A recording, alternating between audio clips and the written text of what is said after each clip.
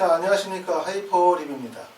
자, 지난 시간에 이어서 의과대학 입시 컨설팅 5번째 시간으로 학생부 종합전형 중에서 수능 최저를 반영하는 대학에 대해서 정리를 해볼게요. 지난 시간에는 학생부 종합전형에서 수능 최저를 미반영하는 학교들을 정리를 했었거든요.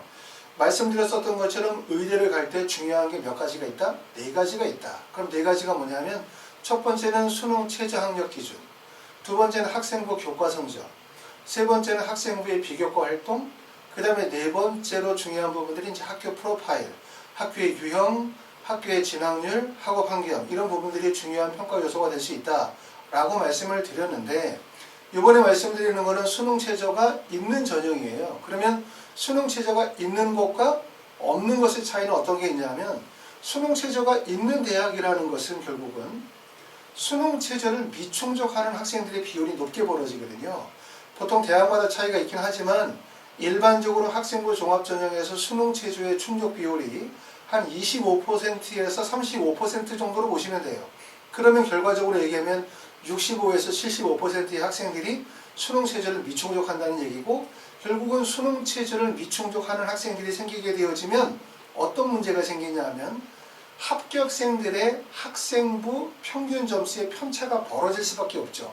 그러니까 예를 들어서 지원한 학생들이 1등, 2등, 3등, 4등이 있는데 수능 최저의 미충족, 수능 최저가 없다라고 하면 교과 성적이나 비교과만으로 1등, 2등, 3등, 4등이 갈라지지만 만약에 수능 최저가 적용이 되어지게 되어지면 1등, 2등, 3등, 4등, 다시 말해서 교과와 비교과를 통해서 1, 2, 3등이 정해졌지만 이 학생들 중에서 수능 최저를 미충족하는 학생들이 발생이 되어지면 2등과 3등은 교과 성적과 비교과는 좋은데 수능 최저가 미충족해서 탈락을 하면 결국 1등과 4등이 돼 4등이 2등이 되겠죠. 그렇죠? 점수 차이가 벌어질 수밖에 없겠죠. 그렇죠? 중간중간 수능 최저를 미충족하는 학생들이 발생이 되어질 수밖에 없기 때문에 다시 말하면 수능 최저를 반영하는 대학들은 내가 만약에 수능 최저를 충족할 수 있는 조건이 되어진다면 합격생들 사이에 내신의 편차폭이 벌어질 수 있기 때문에 내가 예를 들어서 내신에 좀 불리함이 있거나 학생부 비교과에 다소 불리한 점이 있다 하더라도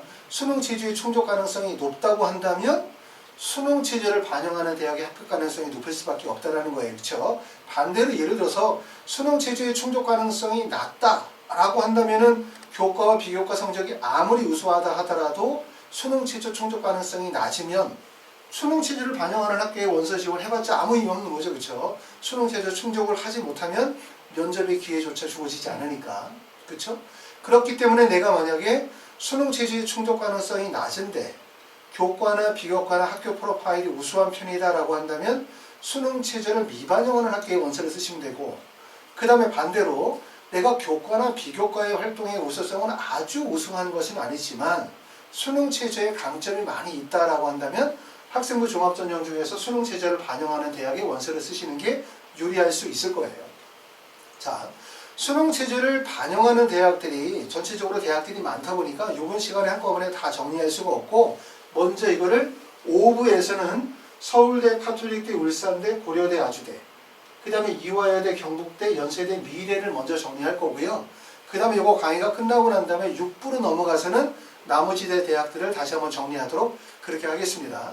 자, 그럼 먼저 학생부 종합전형에서 지난 시간에 정리한 게 수능 최저를 반영하는 학교, 서울대, 연세대, 성균관대, 고려대, 한양대, 경희대, 중앙대 등등의 학교들을 정리했고, 그 다음에 요번에 정리한 학교들은 수능 최저를 반영하는 고려대학교 학업 우수형, 그 다음에 아주대학교 에이스 전형, 또 고려대학교 학교 추천대 여기에 포함이 되겠죠. 그 다음에 이화여대 또는 연세대학교 미래, 경북대, 전북대, 울산대, 가천대, 카톨릭대학교, 한림대, 부산대, 충남대, 단대, 천안, 그 다음에 카톨릭 관동대, 서울대학교, 원광대학교를 정리하도록 할게요. 이걸 먼저 이제 5부와 나부로 나눠서 원서를 쓰게 되는데 설명을 드리게 되는데, 전에도 말씀을 드렸었지만 우리가 원서를 쓰게 되어질 때 의대 원서 쓰는 학생들은 원서 지원 6개를 모두 다 수능 학생부 종합전형에서 수능 최저를 미반영한 학교에 원서를 쓰거나 또는 모두 6개를 다 학생부 종합전형의 원서를 다 이렇게 쓰는 사례들이 사실 별로 많지 않아요. 왜냐하면 수능체제라고 하는 게 항상 말씀을 드리지만 우리가 원서를 쓰는 시점은 8월, 9월에 원서를 쓰지만 실제 수능을 보는 거는 11월에 시험을 보다 보니까 내가 8월과 9월의 시점에서 11월 수능이 어떻게 나올지를 예상하기가 상당히 어렵기 때문에 결국은 원서 지원은 수능 체제를 충족하는 경우와 수능 체제를 미충족했었을 때의 가능성. 그리고 두 번째는 학생부 교과와 학생부 종합전형. 또 거기에다 좀 더 안정적인 원서 지원을 꾀한다고 한다면 서울대나 연대나 고대의 공과 계열의 원서를 나누어 쓰다 보니까 결국 원서 지원의 6개가 한 군데에 집중해서 원서를 쓰기가 사실상 되게 어렵다. 이런 점들을 이해하실 필요가 있기 때문에 한꺼번에 몰아서 쓰는 경우는 사실 별로 많지 않아요. 그렇죠? 자, 그러면 우리가 이제 이번 시간에 중점적으로 보게 될 학교는 의과대학 학생부 종합전형에서 수능체제를 반영하는 대학들이라고 말씀을 드렸고, 수능체제를 반영하는 대학들이 수능체제를 충족할 수만 있다면 합격에 매우 유리하다는 점을 말씀을 드렸어요. 그 이유는 수능체제를 충족할 수만 있다면 첫 번째는 수능체제를 미충족하는 학생들의 비율이 높기 때문에 어떻게 된다? 학생들의 교과 평균 성적이 낮아지게 된다는 거예요. 그러니까 내신이 다소 불리하더라도 비교과가 다소 불리하더라도 합격할 가능성이 높다는 얘기고, 그 다음에 미반영하는 학교들보다는 반영하는 학교들의 뭐가 낮다? 경쟁률이 낮아지게 되고, 그 다음에 또한 마찬가지로 충원율 자체가 높게 벌어질 수 있기 때문에 이러한 점들은 강점이라고 보실 수가 있을 것 같아요. 자, 그럼 이제 유형별로 한번 정리를 한번 해보도록 하겠습니다. 학생부 종합전형 중에서 수능체제를 반영하는 학교들의 유형을 정리하면 첫 번째는 학교장 추천 전형을 실시하는 학교들이 있어요.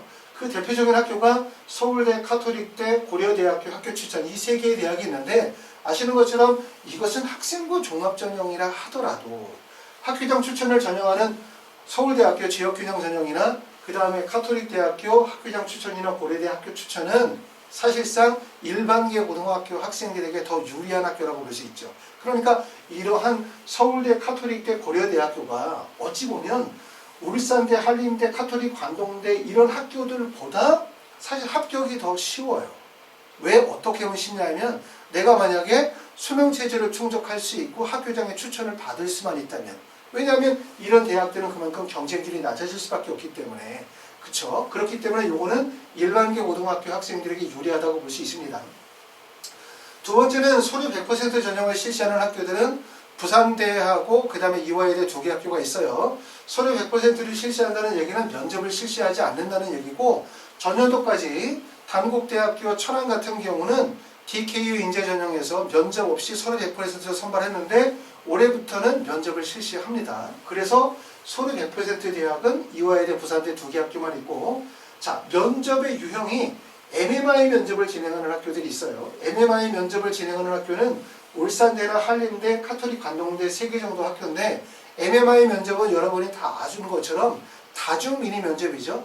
보통 서울대 일반 전형 같은 경우들은 MMI 면접을 진행을 하는데 5개의 방에서 60분 동안, 그러니까 5방의 방에서 다양한 내용에 대한 평가 요소를 가지고 학생에 대해서 심층적인 면접을 진행을 하는데, 사실 MMI 면접이라는 용어 자체가 좀 모호하긴 해요. 왜냐하면 5개의 방에서 한 60분 정도를 실시하는 걸 MMI 면접이라고 하면 요즘에 대부분의 의과대학에서는 꼭 60분은 아니더라도 또 5개의 방은 아니더라도 2개나 3개의 방에서 20에서 30분 정도의 면접을 진행하는 경우들이 많기 때문에 이런 MMI 형태의 면접을 대부분의 학교들이 진행하고 있다라고 말씀을 드릴 수 있어요.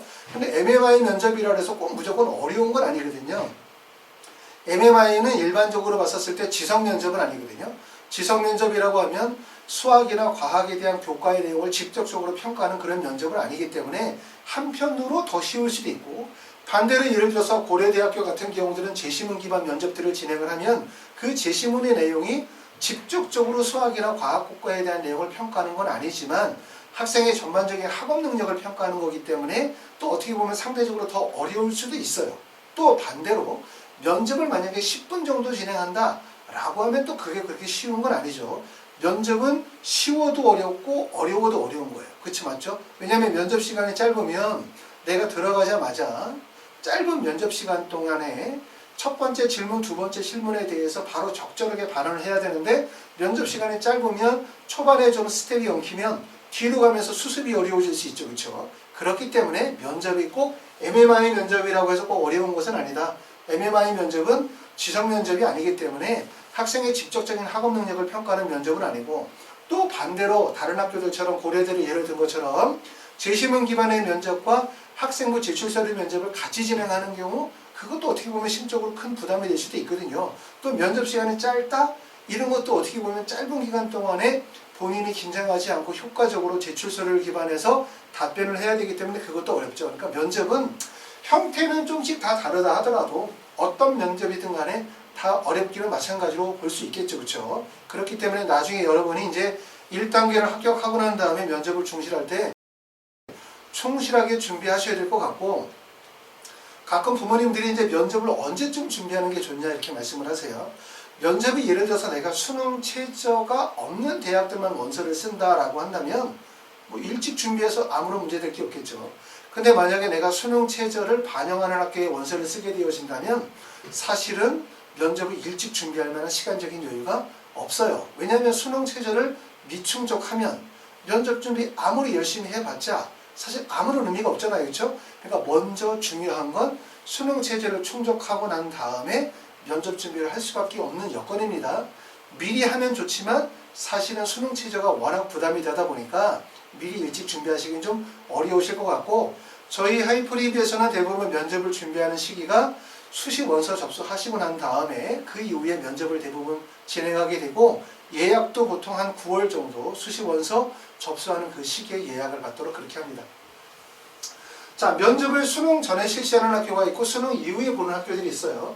카톨릭대학교, 고려대학교 추천, 연세대, 미대, 카톨릭 관동대 같은 경우는 수능 전에 면접을 실시하고 있고, 서울대, 울산대, 고려대, 그 다음에 아주대, 경북대, 한림대, 가천대, 전북대, 충남대, 원광대는 수능 이후에 면접을 실시하죠. 학생들이 수능 전에 면접을 보면 부담이 되죠. 왜냐하면 더군다나 여기는 수능 체제를 반영하는 학교인데 수능 전에 면접을 실시하게 되어지면 수능에 대한 부담감이 크기 때문에 원서 지원을 기피하게 된단 말이에요. 그렇기 때문에 한편으로 장점은 이렇게 수능 전에 면접을 실시하는 학교들이 경쟁률이 그만큼 낮을 수밖에 없어요. 그러니까 내가 만약에 수능을 좀 더 조기 완성해서 안정적인 수능 상태로 유지만 할 수 있다면 수능 전에 면접을 실시하는 학교들의 원서를 썼었을 때 합격 가능성이 더 높아질 수밖에 없겠죠. 자, 그리고 참고로 여기에서 수능 전에 실시, 수능 이후에 실시하는 대학들을 조사해 놓은 거는 우리가 2020학년도죠. 그죠? 작년에 모집 요강을 기반으로 해서 면접 일자를 정리한 거고, 2021학년도 올해 모집 요강은 아직 발표가 안 됐기 때문에 경우에 따라서는 수능 전에 면접을 실시하던 학교가 수능 이후로도 바뀔 수 있어요. 그렇죠? 그렇기 때문에 요거는 나중에 모집 요강이 확정되고 난 다음에 다시 한번 내용을 정리하도록 그렇게 할게요. 자, 그리고 이제 여기서 주목할 점들이 있습니다. 그 다음에 이제 합격생들의 평균 성적을 기반으로 해서 1.5 이내의 평균 성적을 보이는 학교, 그 다음에 1.5에서 2.0 사이의 평균 성적을 보이는 학교, 세 번째는 2.0 이상의 평균 성적을 보여주는 학교를 정리해봤어요. 물론 참고로 꼭 말씀을 드리는 것은 여기서의 성적인 어느 대학교에 예를 들어서 합격생의 평균 점수가 2.0이다라고 한다면 그거는 대학에서 발표하는 자료인데, 우리가 평균 점수라는 부분이 꼭 50%가 아니라 대학 입시에서 발표하는 평균 점수는 보통 75%, 80%, 경우에 따라서는 뭐 90%를 평균으로 잡기도 하는데, 그 평균 설정 자체가 어떤 목적이냐면 원서를 지원하는 학생들이 이 정도의 내용을 참고를 해서 우리 대학에 원서를 써라, 이런 의미를 담고 있지만 사실 대학에서 발표하는 이 자료를 100% 신뢰할 수는 없어요. 그렇죠? 제 생각으로는. 왜냐하면 대학에서 학교의 평균 성적을 발표하게 되어질 때 사실 평균점을 너무 높게 잡게 되면 학생들이 지원을 꺼리겠죠. 왜냐하면 어느 대학교의 평균 점수를 봤더니 막 1.2 이내야. 그러면 학생들이 원서 지원이 나는 1.25니까 1.3이니까 안 되겠지라고 해서 원서를 안 쓸 거고, 그렇다고 해서 대학에서 평균 점수를 내보일 때 너무나 낮게 보이게 되어지면 대학의 전체적인 위상이나 높이가 낮아져 보이니까 또 그것도 어렵죠. 그렇기 때문에 우리는 뭘 생각하시는 게 좋냐면 대학에서 제시하는 이 평균 점수가 100% 정확한 점수다라고 생각하기보다는 우리가 원서를 지원하게 되어질 때 참고 자료로 활용한다고 생각하시는 게 좋으실 것 같아요. 근데 이거를 정리하면 어떤 느낌을 가질 수 있냐면, 여기 있는 대학들은 다 학생부 종합전형이야. 학생부 종합전형은 아시는 것처럼 교과 성적 플러스 비교과 활동의 우수성, 거기에다가 수능 최저가 반영이 되어지는 거니까 이걸 통해서 과연 내가 고등학교의 유형이 일반계 고등학교냐, 자사고냐, 특목고냐, 교과 성적의 우수성이 강조되고 있느냐, 아니면 활동의 역량이 강조되고 있느냐, 또는 내신 성적이 얼마냐에 따라서 지원할 수 있는 대학이 달라질 수도 있어요. 그래서 보시면 서울대학교 카톨릭 고려대학교 추천, 고려대학교 학업우수형, 이화여대나 한림대, 충남대, 원광대나 카톨릭 관농대 같은 경우는 평균 점수가 1.5 이내 정도로 보고 있고요. 그 다음에 1.5 이상 2.0 이내의 평균 점수를 보여주는 학교는 울산대, 연세대, 미래, 그 다음에 단국대, 천안, 그 다음에 부산대와 전북대는 발표를 하고 있지 않거나 새로 전형이 신설이 되어졌기 때문에 정확한 데이터는 없으나 대략적으로 2.0에서 1.5 사이에 있을 거라고 예상이 되어지고요. 그 다음에 세 번째 평균 점수가 2.0 이상인 학교들은 경북대, 아주대, 가천대 정도라고 볼 수 있어요. 자, 그러면 경북대, 아주대, 가천대가 평균 성적이 2.0 이상이면 여기에 나와 있는 예를 들어서 이화여대나 한림대보다 낮은 대학이라는 뜻이냐? 이게 아니에요. 여기서 이해할 점은 이런 학교들이 평균 점수가 낮다는 얘기는 학생부에서 교과 성적도 중요하지만 교과 성적 외에 비교과나 학교 프로파일의 반영 비율이 높다고 보셔야 되는 거죠. 아셨어요? 그렇기 때문에 그냥 단적으로 정리하면 이런 학교들은 자사고나 특목고나 과고나 영재고 학생들에게 유리한 학교라는 거예요. 그리고 이쪽 학교들은 일반계 고등학교 학생들에게 유리한 대학이라고 그렇게 이해하셔도 돼요. 그러니까 이거는 꼭 물론 지난 시간에도 누누이 말씀드렸지만 오해를 하지 않도록 꼭 그렇다고 해서 여기는 자사고나 특목고 애들만 써야 되는 거고 일반고 학생들은 무조건 원서를 못 쓰느냐? 이건 아니에요. 이건 아니고 단지 정리하자면 여기 있는 학교들은 교과 성적도 중요하지만 비교과 활동의 우수성을 더 많이 본다고 평가할 수 있고 위에 있는 대학들은 비교과 활동의 우수성뿐만 아니라 교과 성적의 우수성을 같이 본다는 거죠. 그렇기 때문에 여러분들이 이제 의대를 원서를 쓰시게 되어질 때 여러 가지 고려사항이 있잖아요. 첫 번째는 내가 수능 최저가 충족이 되느냐 안 되느냐. 두 번째는 내가 가지고 있는 학생부 교과 성적의 경쟁력. 그 다음에 비교과 활동, 수상 경력, 동아리 활동, 전공적 합성 등등등에 관한 우수성 평가. 그 다음에 세 번째는 내가 가지고 있는 출신 고등학교의 유형. 그리고 네 번째로 여러분이 생각해야 될 게 내가 가지고 있는 종합적인 이런 스펙에 적합한 대학은 과연 어떤 대학이냐 이 점이에요. 그걸 보실 때 이거를 생각하시면 효과적으로 보실 수 있다는 얘기예요. 그러니까 경북대나 아주대, 가천대 같은 경우는 활동 역량을 좀 더 강화해서 보는 학교, 그리고 울산대나 연세대, 미래, 단대, 천안 같은 경우도 활동 역량을 좀 더 높게 보는 학교로 봐야 돼요. 그 다음에 카톨릭 관동대나 원광대, 한림대, 이화여대 등 고려대나 서울대학교 카톨릭대 같은 이런 추천 전형들은 활동 역량도 중요하지만 교과 성적의 반영 비율을 좀 더 높게 볼 수 있는 학교다라고 볼 수 있다는 점을 이해하실 필요가 있습니다. 자, 이런 내용들을 참고해서 보시면 어떤 거냐면 내가 원서를 쓰는 사람의 입장에서 대학에 원서를 쓴다라는 관점으로만 생각하지 말고 과연 대학에서 어떤 학생을 뽑으려고 하느냐라는 부분들의 관점에서 생각하시게 되어지면 원서 지원을 조금 더 현명하게 하실 수 있을 것 같아요. 자, 세 번째로는 이제 대학별 분석으로 들어가 보도록 하겠습니다. 자, 천천히 말할 내용이 참 많은데 될 수 있으면 천천히 말씀을 드려보도록 할게요.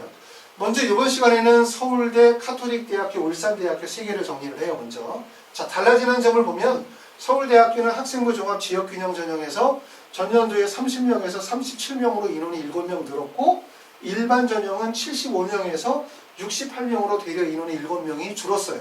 그러니까 지역균형 전형의 인원을 늘린 거죠. 이런 의도로 바로 뭐냐면 우리가 2024학년도까지의 대입공정화 반환으로 발표됐던 게 첫 번째 하나가 뭔지 아시죠? 첫 번째는 뭐냐면 2024학년도에 24학년도까지 정시비중을 40%를 늘린다 하나. 그러니까 정시비중을 늘리기 때문에 대학들의 전형 변화가 있었던 거고, 그리고 두 번째로 발표됐던 게 학교생활 기록부에 대한 공정성, 그 다음에 고교 등급관의 해소, 그 다음에 마지막으로 세 번째 하나 얘기했었던 부분들이 뭐냐면 이런 지역균형 선발 전형에 대한 강화였었어요. 그렇기 때문에 지역균형 선발 전형을 좀 더 강화하는 거고, 연세대학교도 마찬가지로 아시는 것처럼 면접형에서 전년도에는 전년도 면접형에서는 고등학교 졸업 예정자였었지만 올해부터는 고등학교 졸업 또는 졸업 예정자 포함이 되면서 학교장의 추천을 받은 자이기 때문에 이런 지역균형 선별 전형을 좀 더 강화하는 추세로 가고 있다고 이해하실 수 있을 것 같아요. 서울대학교에서 가장 큰 특징은 지역균형 선발 전형에서는 종전까지는 4개 영역 중에 3개 영역 이상 2등급 이내, 다시 말해서 두 과목 모두가 2등급을 맞아야 되는데 올해부터는 두 과목 합이 4로 해서 수능 최저학력 기준이 완화되어졌습니다. 대학들이 수능 최저학력 기준이 대부분 다 바뀌는 학교들이 많아요. 그렇죠? 안 바뀌는 학교들도 있고 전년도에 많은 변화를 준 학교들은 올해 바뀌지 않았고 전년도에 큰 변화가 없었던 학교들은 올해 많이 바뀌었는데 수능 최저가 완화가 되어진다라고 하면 어때요? 좋죠. 왜냐하면 내가 수능 최저를 충족하기가 어려우니까. 그런데 뒤집어 생각하면 수능 최저가 낮아진다는 것은 왜 낮아질까를 생각해 보면 첫 번째 이유는 그 전년도에 수능 최저가 높다 보니까 학생들이 수능 최저를 미충족하게 되고 미충족하다 보니까 대학에서 정원을 다 충족시키지 못하는 문제가 있었다는 거고, 두 번째는 수능 최저가 낮아진다는 것은 결과적으로 어떤 얘기가 되냐면 경쟁률이 높아진다는 거예요. 그리고 실질 경쟁률이 높아진다는 거예요. 최저 충족하는 학생들이 높아지니까. 수능 최저가 충족되어진다는 얘기는 결국은 경쟁률이 높아진다는 얘기고, 또 한편에 다른 얘기는 뭐냐면 수시에서 정시로 이월되어지는 학생들의 숫자가 줄어든다는 거죠. 왜? 수능 체제로 충족하니까. 우리가 정시에서 수시에서 정시로 이월되는 학생들이 왜 이월이 되어지냐? 여러 가지가 있겠죠. 첫 번째는 수능 체제를 미충족하는 것도 이유고, 수능 체제를 충족한다 하더라도 대학이 요구하는 정도의 학업 정도를 못 맞췄었을 때 대학에서 선발하지 않고 일부러 정시를 넘기는 이유도 있고, 또 한편으로는 대학에서 수시에서 한번 장사하고 정시에서 또 한번 장사하려고 하는 의도도 있을 수 있어요. 그런데 점차적으로 자꾸 정시 비중을 늘리면서 수시에서 정시로 이월되는 숫자를 줄여나가고 수시의 인원은 수시에서 대부분 다 충족하려는 경향들을 보여가고 있기 때문에 이러한 대학들이 수능 최저학력 기준을 완화시킨다라고 하는 것은 어떤 의미다? 첫 번째는 뭐가 되냐면 수능 체제를 완화하게 되어지면 경쟁률이 높아진다는 거예요. 수능 체제의 충족 가능성이 높아진다는 거예요. 그럼 수시에서 정시로 이월된 학생 수의 숫자가 준다는 거예요. 그러면 올해 같은 경우가 의대에서 선발하는 인원이 가장 많은 해라고 말씀을 드렸죠. 그 이유는 강원대학교가 의전원 체제에서 선발하던 인원의 49명을 올해부터는 의대 체제로 넘어가기 때문에. 하지만 이렇게 수능 최저학력 기준의 충족 비율이 낮아지게 되어지면 실제 정시에서의 의대 선발 비중은 전체적으로 봤을 때 많아지지 않는다. 왜? 정시에서 의대 비중이 많았었던 이유들 중에 가장 큰 이유는 바로 뭐냐면 수시에서 정시로 이월된 학생의 숫자가 많이 보태어졌기 때문인데 2021학년도에 이처럼 학교의 수능 최저학력 기준을 완화시키게 되어지면 대부분 수시에서 선발한다는 거죠. 그렇기 때문에 의대를 가는 가장 좋은 방법은 수시에서 대학을 가는 거예요. 그렇기 때문에 고등학교 3학년 학생들 같은 경우에 내가 내신을 많이 지금 망쳤다 라고 하면 어쩔 수 없이 정시 중심으로 의대를 가야 되는 거지만 고등학교 1학년이나 고등학교 2학년 학생들은 내신 성적이 다소 부족하다 하더라도 지금서부터 내신 성적과 비교과 활동을 알차게 잘 이끌어 나가면서 수시로 의대를 갈 수 있도록 하셔야 돼요. 그렇죠? 그래야지 요즘에 이제 한참 얘기가 많이 나오는 게 정시에서 선발 비율이 높아진다, 수시가 축소되어진다 하고 이렇게 생각하면 학생이나 학부모님들이 정시문이 엄청 넓어지겠는데 그러니까 이제는 정시로 다 대학을 가야 되겠어 라고 생각하시는 분들이 계세요. 하지만 정시에서 선발 비율이 많이 늘어난다는 것은 또 반대의 현상으로 생각하게 되어지면 정시에서 실패하는 학생들의 숫자가 늘어날 거고 그럼 재수생의 숫자가 늘어날 수밖에 없어요. 학원의 입장에서는 좋겠죠. 재수생의 숫자가 늘어나니까. 그렇기 때문에 아까 말씀드렸던 것처럼 고등학교 1학년, 2학년 학생들에게 있어서는 수시로 대학을 가는 게 훨씬 더 좋다는 점을 꼭 말씀을 드리기 때문에 다소 내신 성적이 불리하다 하더라도 비교과의 역량이나 학생부 기재과제를 충실하게 잘 해서 수시로 합격하실 수 있도록 하시는 게 좋습니다. 자, 다음 얘기 계속 해볼게요. 가톨릭 대학교는 전년도와 달라지는 건 없어요.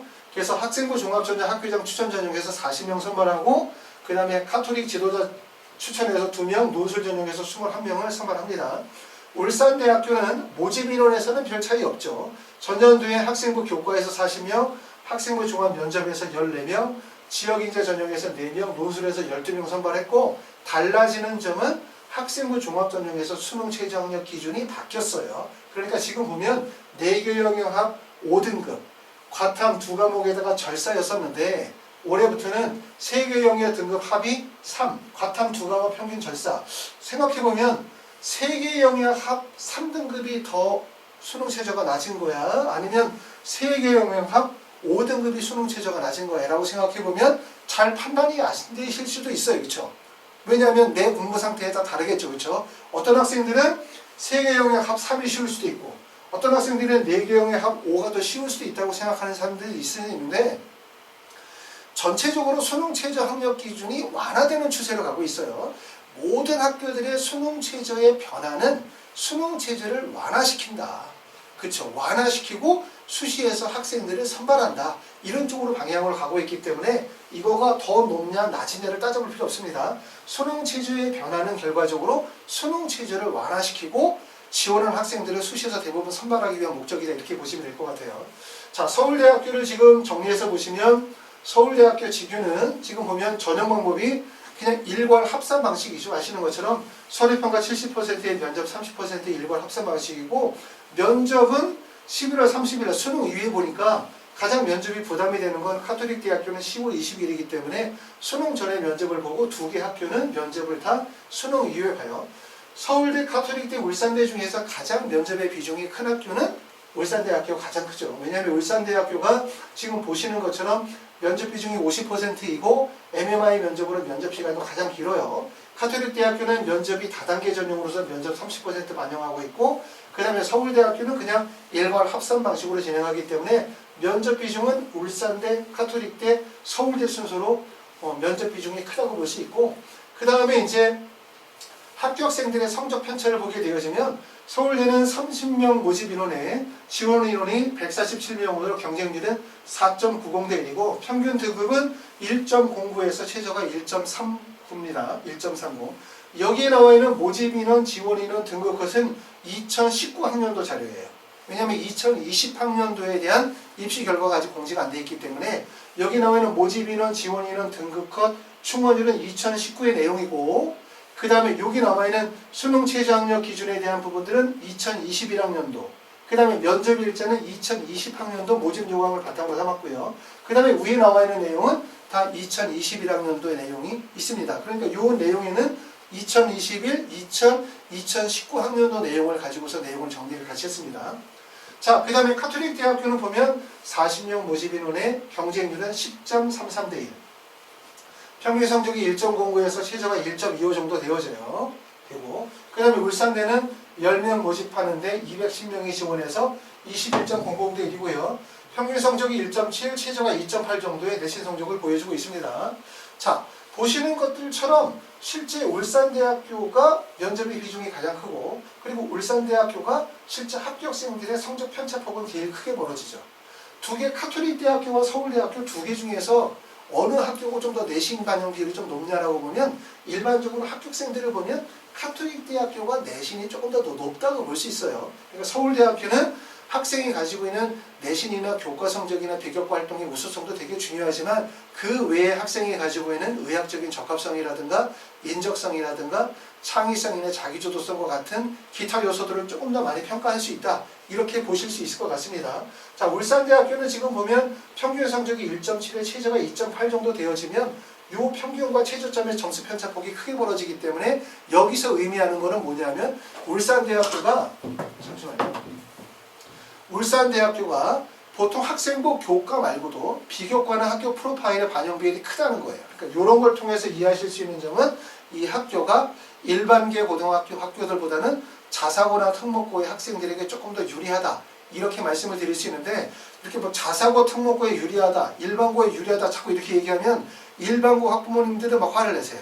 또는 뭐 자사고 학부나 특목고 분들이 화를 내세요. 그렇게 표현하는 이유는 뭐냐면 우리가 만약에 어떤 대학이 교과의 반영 비율을 좀 높게 두는 학교다라고 하면 그게 일반고 유형에 비슷하다는 뜻이고 그 다음에 교과 성적 외에 비교과 활동에 대한 거 그쵸? 활동의 역량을 조금 더 높게 평가한다라고 하면 그런 거는 자사고나 특목고나 영재고, 과학고, 유형과 비슷하다. 이렇게 말씀을 드리는 거기 때문에 꼭 집어서 일반고나 자사고라는 뜻 아니에요. 그 다음에 아까도 말씀드렸지만 이런 대학교라고 해서 울산대학교 학생부 종합 면접형이 이러한 결과를 보여준다고 해서 일반계 고등학교의 학생이 지원을 못하느냐, 불리하냐 이렇게 보는 건 아닙니다. 아시겠죠?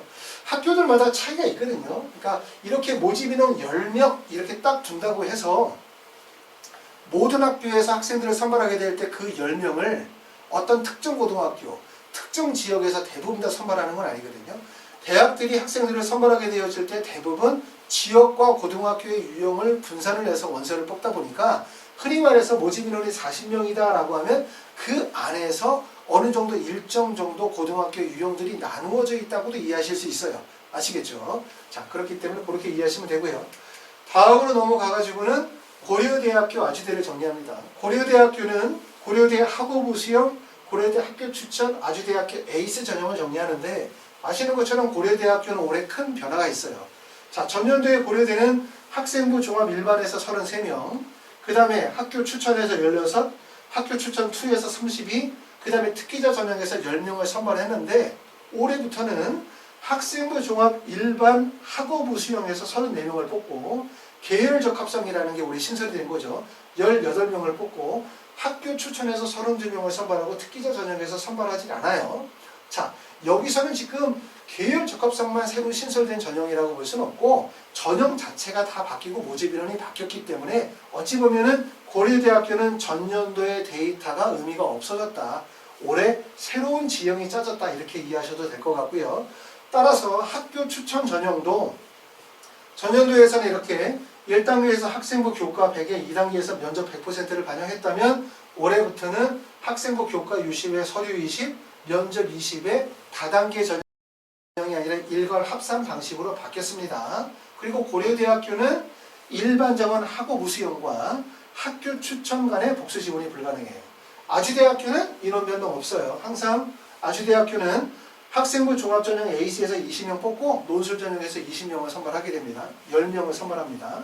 자, 그러면 이 내용을 보시면 고려대학교 학업 우수형은 국내외 정규 고등학교 졸업 예정자가 지원하게 되어지고 다단계 전형을 실시해요. 그리고 면접은 수능 이후인데 이 면접 날짜는 전에 고려대학교 일반 전형의 날짜를 참고해서 아마 이 정도에 보지 않겠느냐라는 거예요. 하지만 아까 말씀드렸던 것처럼 모집 요강이 확정이 되어지면 바뀔 수 있습니다. 고려대 학교 추천은 전년도에는 수능 전에 봤기 때문에 아마 10월 20일 정도 요 정도일 거라고 판단이 되어집니다. 하지만 이것도 변동이 될 수 있어요. 수능 최저학력 기준은 4개 영역 등급 합이 5이고 2개 과목을 평균으로 삼기 때문에 수능 최저학력 기준은 매우 높습니다. 학교 추천이었었을 때 학교 추천 원인 경우에 모집 인원이 16명이었었을 때 지원 인원이 58명 정도 지원해서 경쟁률은 3.61대 1인데 평균 성적이 1.02 정도의 평균 성적이었어요. 그렇죠? 그리고 충원율은 없었습니다. 자, 일반 전형일 때는 35명이 지원했고 35명 모집에 486명이 지원해서 13.89대 1. 그 다음에 평균은 1.37, 충원율은 65.7%. 요거는 2019년도의 자료예요. 2019년도에. 자, 그래서 학교 추천 전형 같은 경우는 아무래도 일반계 고등학교 학생들에게 유리한 전형이라고 말씀을 드렸던 것처럼 이 학교 추천인 경우에는 학생부 교과의 평균 성적이 1.02 정도는 좀 높고요. 아마 일반적으로 한 1.15 정도 이내 정도는 되어야 1.2 이내 정도는 1.2 이내 정도는 되어야 원서 지원이 가능하다고 볼 수 있고 이거는 일반계 고등학교 교과 성적이 우수한 학생들에게 좀 더 유리한 전형이라고 보실 수 있을 것 같고요. 그 다음에 고려대학교 학업 우수형은 말씀드렸던 것처럼 이거는 계열 적합성 같은 경우들은 수능 체제가 없는 경우죠.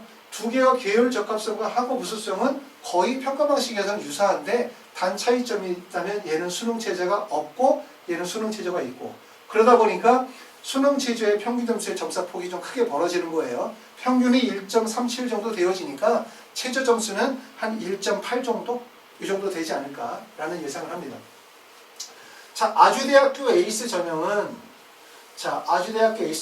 1단계에서 소리평가 100에다가 면접 30% 반영하게 되어지고요. 면접은 한 20분 정도 보게 되고 수능 시험은 올해 입시에서도 보면 가장 늦게 봤어요. 12월 7일 날 면접을 실시하게 되어지고 그 다음에 수능 최저학력 기준은 4개 영역 등급 합이 5, 2개 과목 평균 정도 보기 때문에 최저학력 기준이 가장 높게 설정이 되어져 있습니다.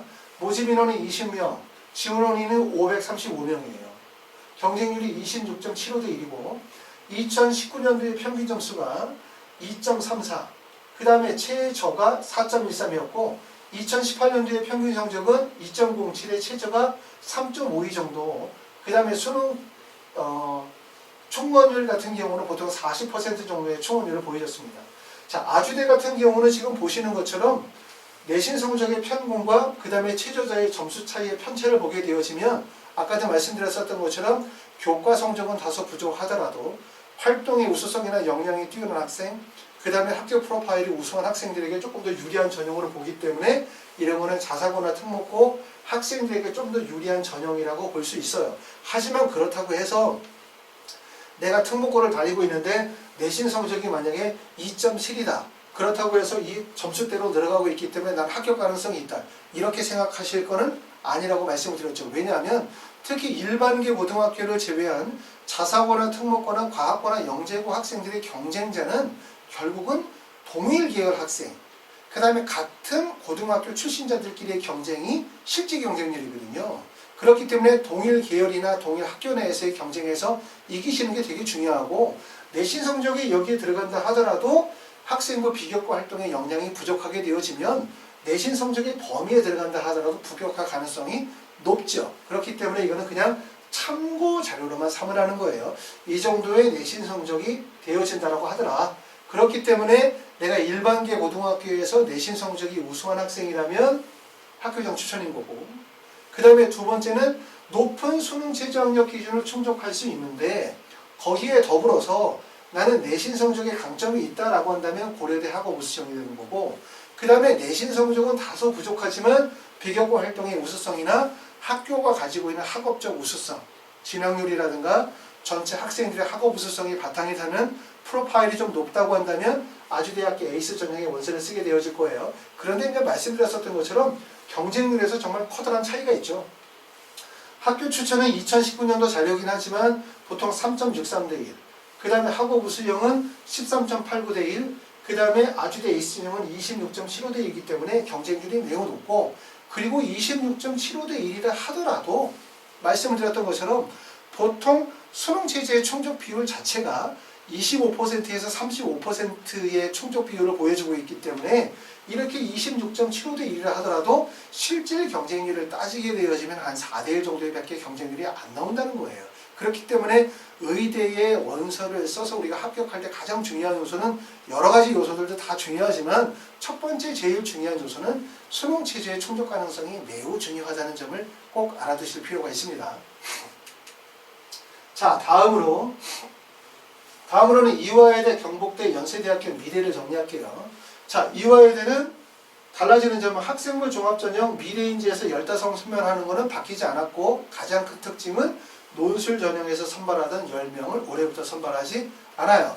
그래서 올해 논술 전형에서 선발하지 않는 학교가 아시는 것처럼 이화여대와 부산대학교가 올해부터는 논술 전형에서 의예과를 선발하지 않고, 그 다음에 내년도 2022학년도부터는 논술 전형에 대한 축소가 조금 더 본격적으로 진행이 될 거라고 봐야져요. 전년도에 논술 전형에서 선발하던 비율이 전체로 봤을 때 3.5%였는데 올해 2021학년도의 비율이 3.2%를 다소 약간만 줄었어요. 하지만 2021학년도 모집 인원이 공개가 된 이후에 2024학년도까지의 정시 비율을 40%를 늘린다라고 하는 게 발표가 되어졌기 때문에 조금 있으면 5월 정도 되어지면 2022학년도에 모집 요강들이 발표가 되거든요. 그럼 아마 2022학년도에 의대에서 또는 논술 전형에서 인원 변화가 어떻게 발생이 되어지는지를 좀 더 보시면 2021학년도의 논술 감소폭보다 2022학년도의 논술 정원의 감소폭이 좀 더 크게 벌어지지 않을까라는 생각을 하게 됩니다.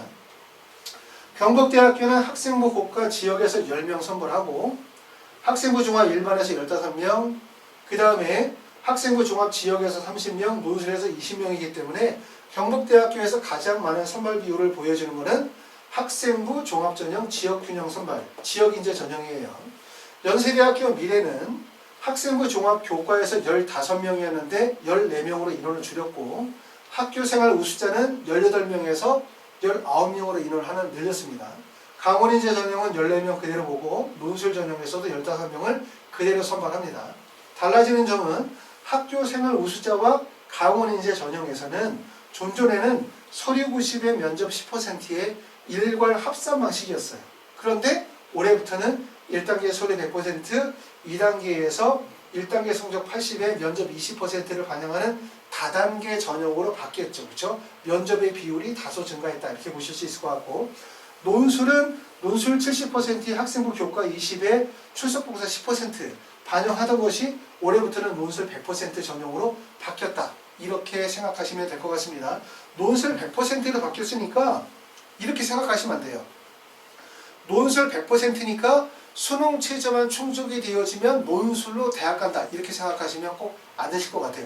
예전보다는 입시가 많이 투명해졌지만 실제 제가 항상 말씀드리지만 대학이 예를 들어서 부정한 방식으로 학생들을 뽑는다 라고 하는 걸 얘기를 하는 게 아니에요.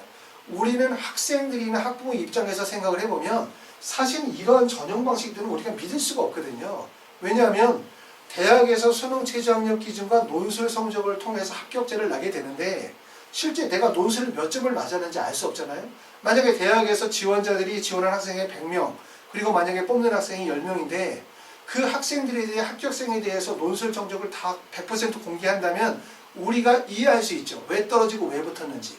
하지만 대학 입시는 모든 대학에서 지원한 학생들의 성적을 공개해주지 않아요.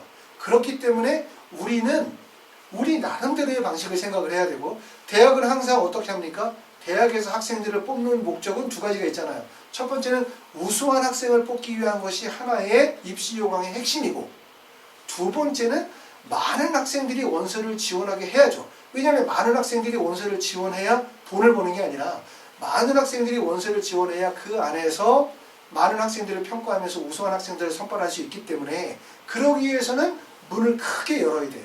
그러면서 우수한 학생들을 뽑기 위해서는 그 안에서 또 나름대로의 평가 기준을 가지고 적용을 하다 보니까 우리가 예전에 한참 그런 얘기 나왔었던 것처럼 논술 전형이라 하더라도 수능 최저가 높은 학생들, 충족이 높은 학생들 또는 수능 성적이 높은 학생들이 합격할 가능성이 높다 이런 얘기를 많이 했었던 것처럼 꼭 이해할 점은 뭐냐면 논술 100%니까 학생부 교과 필요 없고 비교과 필요 없고 그냥 수능하고 논술만 되면 논술로 연대 미래인재 전형에 의예과에 합격한다 이런 생각하시면 절대로 안 되고요. 이렇게 논술 100%를 하더라도 학생부 교과나 비교과 활동의 내용들이 반영이 된다라고 생각하셔야 돼요. 그리고 그렇게 준비하셔야 됩니다. 아시겠죠?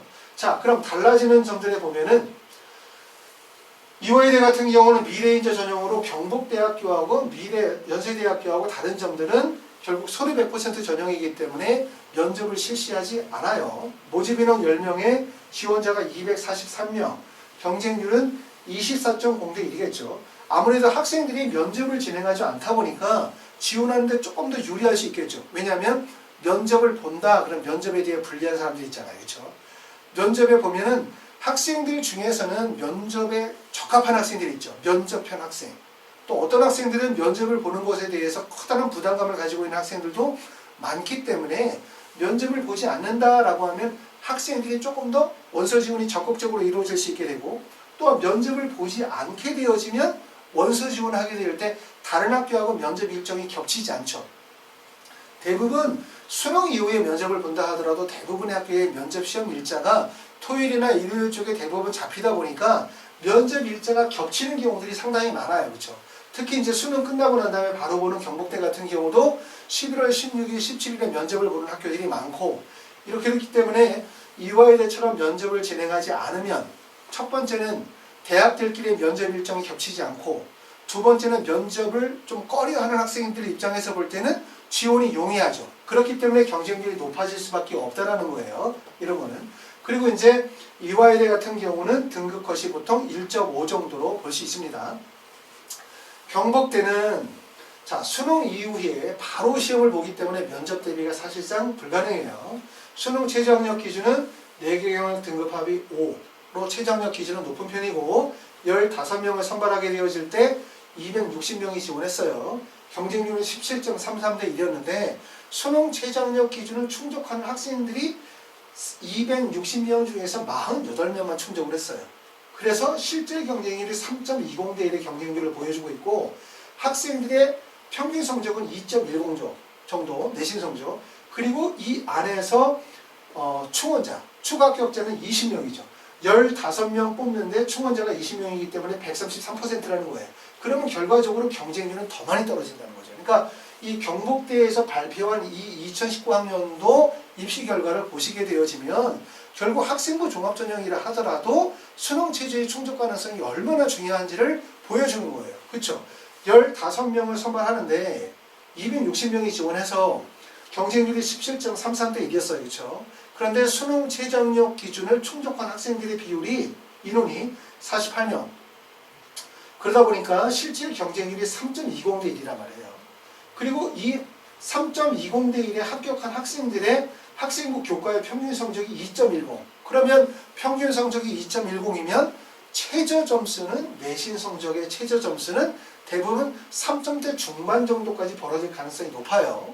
그리고 여기에다가 추가 합격자가 20명으로서 추가 합격 비율이 133%라고 한다면 사실상 그냥 편하게 얘기하면 경북대 의대 원서 지원한 학생들 중에서 수능 체제를 충족할 수 있는 학생, 그리고 내신 성적이 보통 여기 나와 있는 것처럼 한 1.7에서 2.5 사이에 있는 학생이라면 합격할 가능성이 매우 높다는 거예요. 아시겠죠? 그리고 이거는 경북대뿐만 아니라 대부분의 수능 체제가 있는 학교들이 이러한 형태를 보여줄 수 있기 때문에 우리가 일반적으로 경쟁률이 높다 하더라도 수능 체제의 충족 가능성 또는 수능 체제의 미충족 가능성을 따지면 실제 경쟁률은 사실 그렇게 많이 높은 것이 아니다. 그렇기 때문에 우리가 만약에 논술로 원서를 지원한다고 한다면 보통 논술의 경쟁률이 100대 1에서 200대 1 정도 되잖아요. 그렇죠? 그렇게 생각하면 학생부 종합전형 수능 체제가 있는 전형이 얼마나 합격 가능성이 높은지를 아실 수 있을 거예요. 물론 수능 체제를 충족해야 한다는 단점이 있죠. 그렇기 때문에 의대를 가는 게 사실 일반 학생들보다 학업 부담이 엄청 크거든요. 엄청 큰 이유는 첫 번째는 높은 수능 최저학력 기준을 충족해야 된다는 것도 어려운 일이고, 두 번째 거기에다가 수능 체제를 또 충족해야 된다는 점이 어렵죠.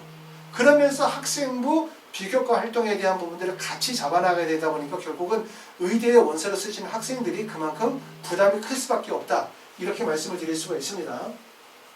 자, 연세대학교 미래인 경우는 보면은 학교생활 우수자 전형이 수능 전에 면접을 봤어요. 이 면접 본 것도 아까 말씀드렸지만 이 면접 일자는 2020학년도 모집 요강을 기초로 삼았기 때문에 2021학년도 모집 요강 발표되면 바뀔 수도 있지만 수능 전에 면접을 보다 보니까 학생들의 부담이 크죠. 그렇죠? 부담이 크죠. 그렇기 때문에 반대로 얘기하면 내가 수능 체제의 충족 가능성이 높은 학생이라면 연세대학교 미래인저처럼 수능 이전에 면접을 보는 학교에 원서를 쓰시게 되면 합격 가능성이 더 높은 거예요. 자, 그래서 여긴 9월 28일에 시험을 받고 수능 최저학력 기준은 국어, 수학과 과탐 1, 2 중에 3개 등급 합의 4, 영어 2등급 정도 보고 있고요. 17명 지원했는데 161명이 17명 모집에 161명이 지원했어요. 경쟁률이 9.47대 1인데 경쟁률이 낮은 편이죠. 경쟁률이 여기보다도 낮고 여기보다도 낮아요. 경쟁률이 낮은 이유는 첫 번째는 여기보다 낮은 이유는 이거일 것 같아요. 얘네가 수능 전에 면접을 본다는 이유. 그렇죠? 얘보다도 낮은 이유는 얘는 면접을 안 본다는 이유죠. 그러니까 어떻게 하면 좋냐면 수능 전에 면접을 보면서 그 다음에 면접을 실시하는 학교. 이게 가장 경쟁률이 낮고 합격 가능성이 높은 거고, 두 번째는 수능 이후에 면접을 실시하는 학교. 그 다음에 가장 경쟁률이 높은 전형은 면접을 실시하지 않는 학교가 경쟁률이 높아질 수밖에 없다는 거죠. 경쟁률이 높은 이유는 뭐라 그랬죠? 면접을 보지 않는 학교가 경쟁률이 높은 이유는 첫 번째는 학생들이 면접을 기피한다. 그 이유도 있지만 원서를 6개를 원서를 쓰다 보면은 대부분 면접 일자가 겹치게 되어져요. 그렇기 때문에 이렇게 면접을 딱 보지 않는 학교를 딱 찾게 되면 반갑죠. 일정이 안 겹치기 때문에. 그렇기 때문에 학생들이 몰릴 가능성이 높다 이렇게 보실 수 있습니다. 그래서 여기는 평균 성적이 1.52 정도 되어지고 그 다음에 7명 정도가 충원이 돼서 충원율은 41% 정도 되어진다고 보는데 이 세 개의 학교가 사실상 어떻게 보면은 내신 성적도 우수하지만 비교과 활동이 뛰어난 학생들에게 유리한 대학이라고 볼 수 있는데 이 셋 중에서는 이화여대가 일반적으로 봤었을 때는 내신 성적의 반영 비율이 좀 더 큰 학교로 보실 수 있어요.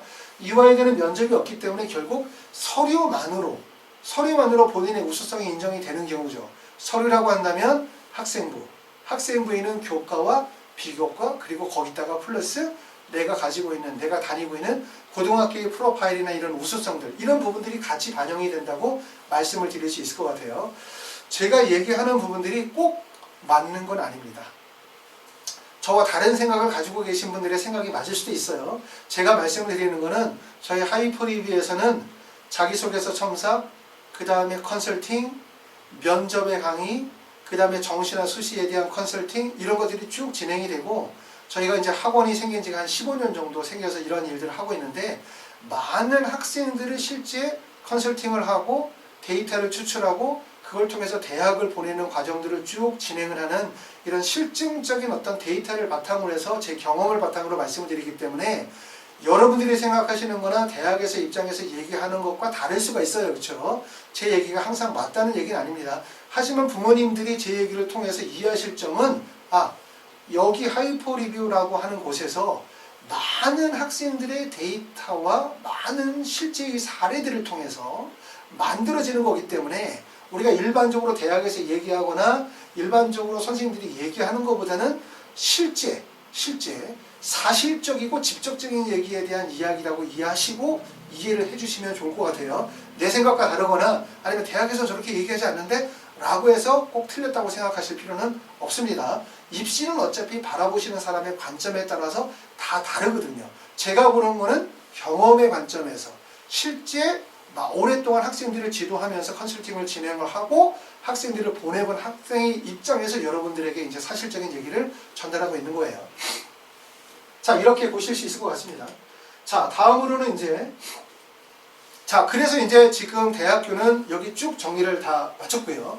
지난 시간에 보여줬던 것처럼 수시 지원 사례를 하나 보여드렸는데 이거는 무슨 얘기를 하려고 하는 거냐면 아까도 말씀드렸던 것처럼 우리가 의대를 원서 쓰시는 경우가 원서 지원이 6번의 기회가 있긴 하지만 실제 원서를 쓰다 보면은 되게 어려워요. 왜냐하면 원서 지원 6개를 수능 최저 미총적에다 다 쓸 수도 없고 수능 최저를 총적하는 데다 다 쓸 수도 없고 학생부 교과에다 다 쓰거나 학생부 종합전형에만 다 쓸 수도 없고 의대에만 다 쓸 수도 없어요. 의대와 공과 계열을 같이 원서를 쓸 수도 있어요. 또 학생부 종합전형에 원서를 쓰다 보면 아까 같은 문제가 또 생기거든요. 쓰다 보면 면접 일자가 또 겹치는 문제가 생겨요. 그러니까 면접을 하는 학교, 면접을 실시하지 않는 학교까지 다 배분을 해서 원서를 쓰다 보면 결국 원서 지원이 이렇게 된다는 거예요.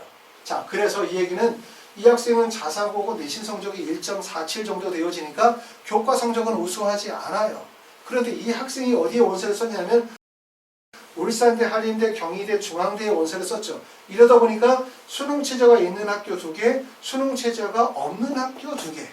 이렇게 수능 최저가 있는 경우와 없는 경우에 원서를 썼고 그 다음에 한림대 같은 경우는 아까 말씀드렸었지만 학생들의 최초 성적과 최종 합격자의 성적을 고려하게 되어질 때 내신 성적의 우수성이 인정이 되어지는 일반계 고등학교 학생들에게 조금 더 유리한 대학이라고 볼 수 있고 울산대 같은 경우는 아까 말씀드렸던 자사고나 특목고 학생들에게 좀 더 유리하고 경희대나 아니면은 중앙대 같은 경우는 수능 최저 학력 기준이 없으니까 수능 최저가 없으니까 결국은 뭘 본다는 거예요. 교과나 아니면 비교과나 학교 프로파일이 반영된다는 얘기고 이 얘기는 결국은 비교과 활동과 학교 프로파일의 강의 반영 비율이 높을 수밖에 없다는 얘기죠. 그러니까 이 학생의 교과 성적과 학교 유형으로 봤었을 때 적합한 학교는 울산대, 경희대, 중앙대 정도가 적합한 학교였고 이 학생이 최종적으로 합격한 거는 울산대학교에 합격을 했어요. 이 학생의 강점은 결국 뭐였었냐면 수능 최저 학력 기준이 강점이었다는 거죠. 그렇죠? 그래서 이 학교는 수능 최저는 충족이 됐지만 교과 성적이나 학교의 유형이 적합하지 않았고 2개 학교는 대학과 학교의 유형은 적합했고 수능 최저는 문제가 되지 않았지만 가장 큰 문제는 비교과 활동의 우수성이라든가 동일 학교 내에서의 경쟁에서 우위를 점하지 못한 게 특징이다. 이렇게 보실 수 있을 것 같습니다. 자, 될 수 있으면 이 얘기를 줄여서 하려고 했는데 너무 할 얘기가 너무 많다 보니까 저도 좀 지치고 보시는 분들도 지칠 수 있는데 끝까지 좀 잘 보시면 좋을 것 같습니다. 이게 마지막입니다. 자, 그러면 우리가 결론적으로 말씀을 드려서 내가 의대를 간다. 그럼 의대 가는데 중요한 요소는 4가지가 있다 그랬어요. 수능 최저학력 기준, 학생부 교과, 학생부 기교과, 학교 프로파일이라 했어요. 수능 최저학력의 중요성은 아주 얘기했죠. 수능 최저학력 기준이 왜 중요해? 수능 최저학력 기준을 충족하게 되어지면 미충족하는 학생들이 충족하는 학생들의 비율이 수능 체제를 충족하는 학생들의 비율이 25에서 35%밖에 안 되다 보니까 실제 경쟁률이 17.5대 1이라 하더라도 실제 경쟁률은 3대 1밖에 안 된다. 수능 체제를 충족하는 경우에는 합격 가능성이 높아진다. 또 수능 체제가 들어가는 대학들이 합격생들 간의 점수 편차폭이 커지다 보니까 내신의 평균 점수가 낮아지고 최저 점수는 더 낮아진다. 그렇기 때문에 수능 체제를 충족하는 게 제일 중요하다. 이 점을 말씀을 드렸고 그 다음에는 중요한 점이 뭐냐면 학생부 교과와 비교과에 대한 부분이에요. 어떻게 관리할 것이냐. 이 점을 말씀드리기 위해서 지난번에도 말씀드렸지만 우리가 학생부에 있는 학생부 교과 학습 발전사항부터 시작해서 진로 희망사항들, 동아리 활동, 세부능력 특기사항, 행동 특성 및 종합의견 이런 내용들이 다 결과적으로 자기소개서에 있는 1번 문항, 자소서의 1번 문항은 학업에 기울인 노력과 학습 경험 그리고 배우고 느낀 점을 기술하는 항목인데 여기에 활용이 되는 학생부의 항목이 교과 학습 발달사항이나 수상기억력이나 세부능력 특기사항이나 독서활동을 가지고 여기를 쓰게 돼요. 2번 문항은 의미를 두고 노력했던 교내활동 3가지를 쓰는데 주로 수상경력이나 동아리활동, 세부능력 특기사항을 활용해서 쓰게 되고 그 다음에 4번 문항은 대학별 문항인데 지원 동기와 학업계획에서는 주로 진로, 봉상, 수상, 독서활동을 활용해서 쓰게 된다는 얘기예요. 그래서 무슨 말이냐면 학생부의 거의 전체의 모든 항목에 대한 체계적인 관리가 반드시 필요하다는 점을 말씀을 드려요. 의대를 지원하는 학생들이 가장 어려운 점은 뭐냐면 내가 만약에 의대가 아니라 서울대학교 일반 전형의 원서를 써서 대학을 가려고 해. 그럼 뭐만 잘하면 돼? 학생부 교과, 학생부 종합. 그렇죠? 학생부 교과와 학생부 비교과 활동에 대한 것만 잘 열심히 하게 되어지면 내가 학생부 종합 전형으로 간단 말이에요. 근데 의대는 학생부 교과와 학생부 비교과 활동도 서울대 일반 전형 가는 것보다 훨씬 더 높은 정도까지 도달해야 될 뿐만 아니라 거기다가 수능 최저학력 기준까지 충족을 하다 보니까 사실 학생들이 하루에 3시간, 4시간 잠을 자면서 공부를 해도 그거를 다 충족하기가 되게 어려워요. 거기다가 이제 학생부의 비교과에 대한 거, 학생부 기재관리에 대한 부분들에 대한 부담을 많이 가질 수밖에 없다 보니까 학생들이 여러 가지 어려운 점이 있을 수밖에 없을 것 같습니다. 자, 이번 시간에 정리한 내용은 학생부 종합전형 중에서 수능 최저를 요구하는 대학들에 대해서 정리를 해봤어요. 이 정리를 통해서 여러분들이 이해하셨던 거는 다음으로 넘어가서 여러분들이 이해하셨던 거는 뭘 이해하셨냐면 첫 번째는 내가 가지고 있는 고등학교의 프로파일이나 내신 성적에 따라서 적합한 대학이 있겠구나. 그 다음에 면접을 수능 전에 보는 학교와 수능 이후로 보는 학교에 따라서 유불리가 있겠구나. 또 면접을 실시하는 대학교와 실시하지 않는 대학교. 그 다음에 학교형 추천을 진행하는 학교, 일반계 고등학교에 유리한 학교와 유리하지 않는 학교. 이렇게 있기 때문에 사실 학생부 종합전형의 대학들이 되게 많은 것처럼 보이지만 실제 세부적인 내용으로 들어가면 나에게 적합한 대학교와 학교를 찾기가 사실은 많진 않아요. 자, 결론은 무슨 말이냐면 학생부 종합전형으로 여러분이 대학을 가는 데 있어서 가장 중요한 거는 첫 번째는 수능 최저학력 기준의 충족. 그 다음에 두 번째는 학생부에 대한 관리가 매우 중요하다는 사실을 알아두실 필요가 있고요. 자, 2021학년도 의대 가기 정말 좋다 이렇게 말씀을 드렸어요. 왜냐하면 첫 번째 아까 얘기했던 것처럼 대부분의 학교들이 수능 최저 학력 기준을 완화시키다 보니까 결국 수시에서 정시로 이월되어지는 비율이 줄고 수시에서 대부분 인원을 확보해서 뽑는다는 거예요. 그리고 학생 수가 작년에 이어서 올해에서도 많이 줄기 때문에 수시에서 의대 가기가 더욱더 좋은 해다 라고 보실 수 있을 것 같습니다. 체계적으로 잘 준비하셔서 목표하는 대학에 합격하시기를 바랍니다. 자, 요거 끝나고 난 다음에 2부가 아니라 6부죠. 6부로서 학생부 종합전형에서 수능 최저를 반영하는 학교 그 외의 대학들을 정리하도록 하겠습니다. 감사합니다.